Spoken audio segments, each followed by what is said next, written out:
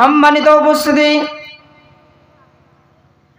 হযরত বিশ্বনবী মুহাম্মদুর রাসূলুল্লাহ সাল্লাল্লাহু আলাইহি ওয়াসাল্লাম যখন দিনের কাজে যখন মানুষকে দিনের দাওয়াত দিতেন, এক পর্যায়ে আবু জেহেল, উতবা, সাইবা তার বিরুদ্ধে চলে গেল।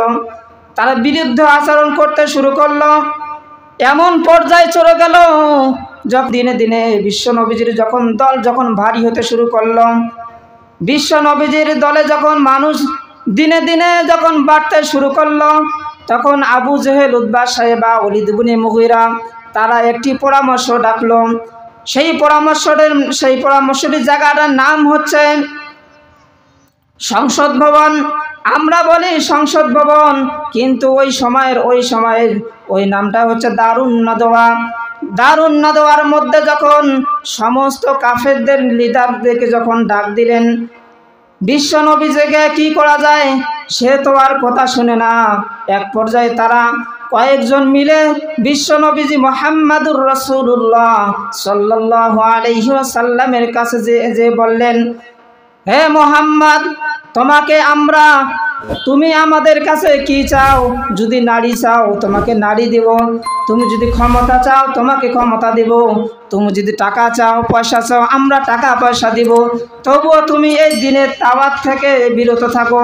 বিশ্বনবীজি হযরত মুহাম্মদুর রাসূলুল্লাহ সাল্লাল্লাহু আলাইহি সাল্লাম তাদেরকে বলেছিলেন, তোমরা যদি আমাদের এক হাতে সূর্য এনে দাও আর এক হাতে যদি চাঁদ আমার হাতে তুলে দাও, আমি তবু আল্লাহ তাআলার এই দাওয়াত থেকে এক চুলও আমি পিছপা হব না। সম্মানিত ভাইরা আমার, যখন বিশ্বনবীজি মুহাম্মদুর রাসূলুল্লাহ সাল্লাল্লাহু আলাইহি সাল্লামকে যখন কোনো ক্রমে যখন ঘায়েল করা যাচ্ছে না, তখন আবু জেহেল, উতবা, সাইবা দারুন নাদওয়ার মধ্যে বৈঠক ডাকলেন। সমস্ত কাফের লিডারদেরকে ডাকলেন, কি করা যায় পরামর্শ করার জন্য। তারা বড় বড় কাফেরদের লিডারকে ডাক দিলেন। ডাক দেওয়ার পরে বললেন, হে আমার দলের লোকেরা, এখন কি করা যায়? মুহাম্মদকে কোনো ক্রমেই তো থামানো যাচ্ছে না, কি করা যায়?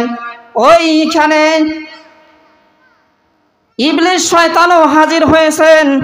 ইবলিস শয়তান এমনভাবে হাজির হয়েছেন, দাড়ি টুপি পাঞ্জাবি পরে এমনভাবে হাজির হয়েছেন, দেখে যেন মনে হয় ইনি কোন বা এক শায়েখ। তাকে জিজ্ঞাসা করা হলো, তোমাকে তো আমরা কোনোদিন দেখিনি, তুমি কোন জায়গা থেকে এসেছো? ইবলিস শয়তান বলল, আমি নাজদবাসীর শায়েখ, আমি হচ্ছি নাজদবাসীর শায়েখ, আমি ওখান থেকে এসেছি। তোমরা যেহেতু ডাক দিয়েছো, আমি ওই জায়গার মধ্যে আমি একজন বড় শায়েখ, সেজন্য তোমাদের পরামর্শ দেওয়ার জন্য আমি এসেছি। আবু জেহেল তখন তাদের দলের লোকদেরকে বললেন, বলো কার কি মতামত রয়েছে, আল্লাহ সুবহানাহু ওয়া তাআলা তারা কি করেছেন। এই সমস্ত কথাগুলো আল্লাহ তাআলা পবিত্র কোরআনুল কারীমের মধ্যে রেকর্ড করে দিলেন। আল্লাহ তাআলা পবিত্র কোরআনুল কারীমের মধ্যে সূরা আনফালের 30 নম্বর আয়াতে আল্লাহ তাআলা এই কথাটুকু বলে দিলেন। আল্লাহ তাআলা বলছেন, ওয়া ইয ইয়ামকুরু বিকাল্লাযীনা কাফারু, কাফেররা পরামর্শ করলো। পরামর্শ করার পরে একজন দাঁড়িয়ে বলল, ওয়া ইয ইয়ামকুরু বিকাল্লাযীনা কাফারু লিইউসবিতুকা, বিশ্ব নবীজিকে জেলের মধ্যে বন্দী করানোর জন্য একজন পরামর্শ দিল। কি দিল? একজন পরামর্শ দিল, এখন বিশ্ব নবীজিকে মুহাম্মদকে জেলের মধ্যে বন্দী করি। সম্মানিত ভাইরা আমার, আমরা দীর্ঘ 14টি বছর 16টি বছর আমরা দেখেছি বিশ্বনন্দিত আলেমে কোরআনদেরকে এই জেলখানার মধ্যে ঢুকানো হয়েছিল কিনা বলেন? হয়েছিল কিনা? হয়েছে। তাহলে দেখেন আবু জেহেল কি করেছিল আর স্বৈর শাসকদের মিল আছে কিনা, পেয়েছেন কিনা? পেয়েছেন কি? এক নাম্বার, তারা চেয়েছিল, আবু জেহেল চেয়েছিল মুহাম্মদকে জেলের মধ্যে বন্দী করতে। কি করতে? জেলের মধ্যে বন্দী করতে। যখন একজন বলল জেলের মধ্যে বন্দী করো, ওই তখন ইবলিস শয়তান বলল, এটা তোমরা কি করতে যাচ্ছ? এটা করলে তো পরে বিপদ হতে পারে। কি বিপদ হতে পারে? মুহাম্মাদের যে দল সঙ্গভঙ্গগুলা রয়েছে তারা জোট বেঁধে তোমাদের বিরুদ্ধে যুদ্ধ ঘোষণা করবে, জেলখানা ভেঙ্গেও দিতে পারে। কি পারে? জেলখানা ভেঙ্গেও দিতে পারে। অতএব এটা করা যাবে না।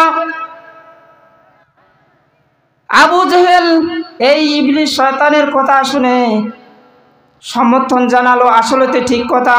যদি আমরা মুহাম্মদকে বন্দি করে রাখি জেলখানার মধ্যে, তাহলে তো তাদের যে সঙ্গী সাথীরা রয়েছে তারা তো আন্দোলন করবে, এক পর্যায়ে তো আমাদেরকে ছেড়ে দিতে হবে। তার প্রমাণ হচ্ছে বিশ্ব নবীজি মুহাম্মাদুর রাসূলুল্লাহ সাল্লাল্লাহু আলাইহি সাল্লামকে যখন জেলখানার মধ্যে বন্দি করলেন, এক পর্যায়ে আবু জেহেল ছেড়ে দিতে বাধ্য হয়েছিল কিনা বলেন? বাধ্য হয়েছিল কিনা? এক পর্যায়ে ছেড়ে দিতে বাধ্য হয়েছিল। সম্মানিত ভাইরা আমার, এরপরে আবু জেহেল তাদেরকে বলল যে এখন আর একজন বলো তোমার মতামত কি? সে একটা মতামত দিল কি? তারা বলল ওয়াই আও ইউখরিজুকা, তোমরা মুহাম্মদকে দেশ থেকে তাড়িয়ে দাও। কি করো?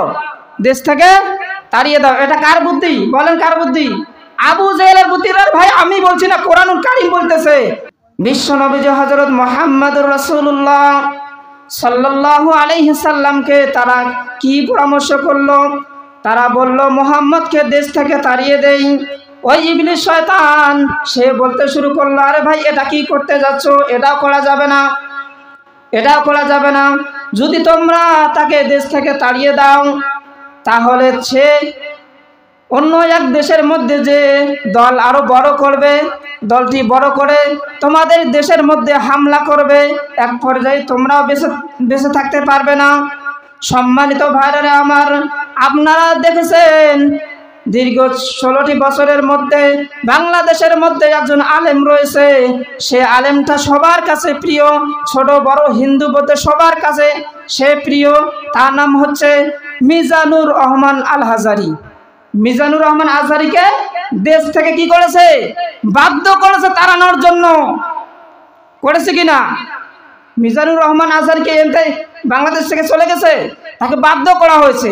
তাহলে আবু জেহেল চেয়েছিল, তার সঙ্গভঙ্গ চেয়েছিল যে মুহাম্মদকে দেশ থেকে তাড়িয়ে দাও।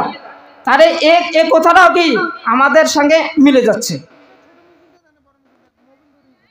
সম্মানিত ভাইরা আমার, ইবলিস শয়তান যখন এই সমস্ত কথা আবু জেহেলকে বলল, আবু জেহেল সমর্থন জানালো। এক পর্যায়ে ইবলিস শয়তানকে বলা হলো, তুমি এখন তোমার মতামত জানাও। তখন সে বলল, মুহাম্মদকে এমন কাজ করতে হবে যাতে করে কোনো শিকড়ও থাকে না, ডালও থাকে না। কি করতে হবে? আল্লাহ তাআলা বলছেন আও ইয়াকতুলুকা, তাকে হত্যা করতে হবে। কি করতে হবে? হত্যা করতে হবে। যদি আমরা হত্যা করতে পারি তাহলে আর কোনো সমস্যা নেই। বাংলার মুসলমান, আমি আপনাদেরকে বলতে যাচ্ছি, যদি আমাদের একজন আলেমকে যদি ফাঁসি দেওয়া হয়, শত শত হাজার হাজার আলেম এই বাংলাদেশের মধ্যে তৈরি হবে, হবে কিনা? ওরা মনে করেছিল আল্লামা দেলোয়ার হোসেন সাইদিকে ফাঁসি দিয়ে আমরা বেঁচে যাব, কিন্তু না,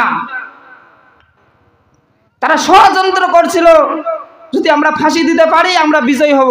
দেখেন আল্লাহ তাআলার কি খেলা। আল্লামা সাইদিকে যখন মেরে ফেলা হলো, কয়েকদিন পরে তারাই বিতাড়িত হলো। এটা কার ফয়সালা? এটা হচ্ছে আল্লাহ তাআলার ফয়সালা।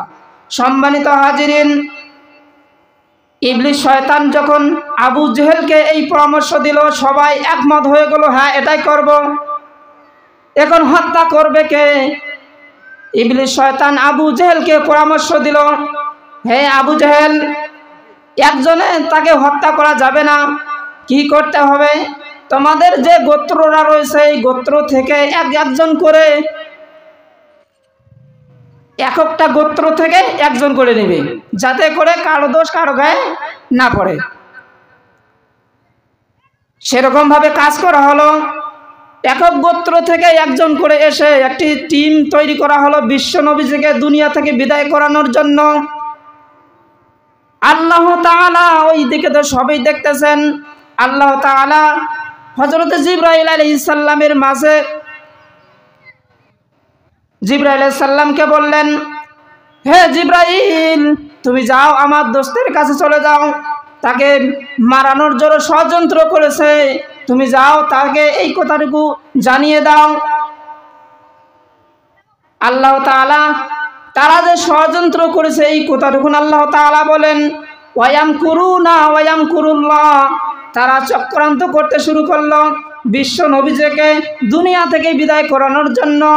যখন বিশ্ব নবীজিকে আল্লাহ তাআলা এই কোরআনুল কারীম নাজিল করে জানালেন, বিশ্ব নবীজি হযরত মুহাম্মদুর রাসূলুল্লাহ সাল্লাল্লাহু আলাইহি সাল্লাম হযরত আলীকে বললেন, হে আলী, তুমি আমার এই জায়গায় শুয়ে পড়বে, আমি এখান থেকে হিজরত করে চলে যাব।